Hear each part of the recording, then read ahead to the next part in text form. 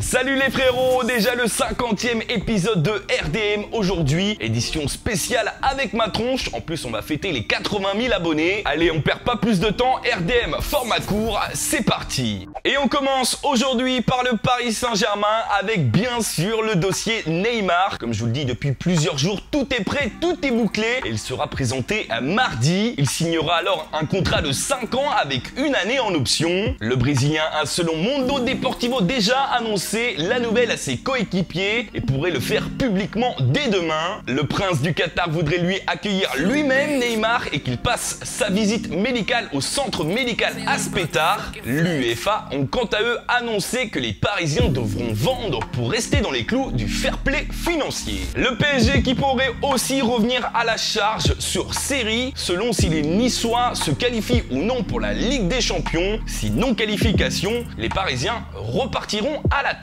On part à Lyon maintenant où Emmanuel Mamana serait proche d'un départ. Le défenseur pourra en effet quitter les Goons pour rejoindre le Zénith Saint-Pétersbourg. Dommage pour les Lyonnais car je pense que c'était un défenseur au gros potentiel. Son transfert est estimé à 16 millions d'euros. À Monaco, on est proche de recruter Diakaby, le jeune joueur de 21 ans du Stade Rennais. Il devrait signer un contrat de 5 ans avec le club de la Principauté. Le montant de cette opération est estimé à 10 millions d'euros. Au sujet de Mbappé envoyé dans toute l'Europe et qui a explosé sur les 6 derniers mois de la saison, il demande maintenant le plus gros salaire du club. Les négociations sont compliquées avec le club de la Principauté et personne ne peut dire pour le moment s'il restera ou non à Monaco. On passe maintenant à notre tour de France des rumeurs et des officialisations et on commence par Dijon qui a prolongé Baptiste René. Alors qu'au début il était sur le départ, il a signé un contrat jusqu'en 2022. Nice eux se positionne sur Lichtsteiner, le latéral expérimenté de la Juve.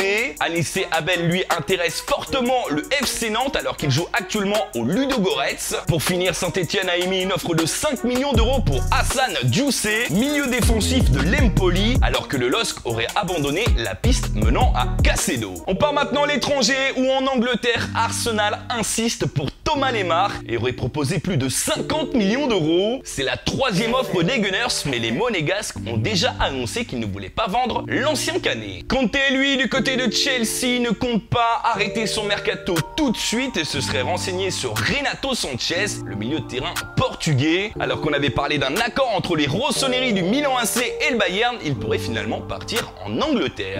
On termine ce RDM en Italie où D'Albert pourrait rejoindre enfin les Nerazzurri. En effet, les interistes auraient fait mouche avec leur dernière offre de 20 millions d'euros et auraient convaincu Jean-Pierre Rivière de lâcher leur joueur. Voilà les frérots, le 50e épisode de RDM est terminé. J'espère que l'édition spéciale vous a plu. N'hésitez pas à me dire ce que vous en avez pensé. Nous de toute façon, on se retrouve ce soir pour le Trophée des Champions avec le match entre Monaco et Paris et cette nuit pour le Classico entre le Real Madrid et Barcelone. Tchuss. I used to have all of these people I die for, but now they're all dead to me, homie. I used to have people I try to provide for, but now they all